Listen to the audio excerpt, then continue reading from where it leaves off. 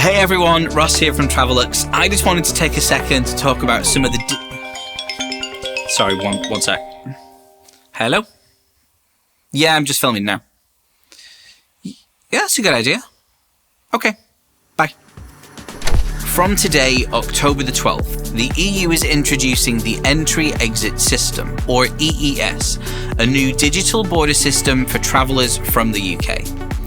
It replaces passport stamping and means that on your next trip into the Schengen area, you'll need to register your fingerprint and a photo. Don't worry, you don't need to do anything before you travel. It's all done when you arrive and there is no cost. It might take a few extra minutes the first time, but your EES record lasts 3 years, so future trips will be quicker. This applies at airports across the EU and international ports like Dover, Folkestone and St Pancras. Just remember, your total stay in the Schengen area must still be no more than 90 days in any 180-day period.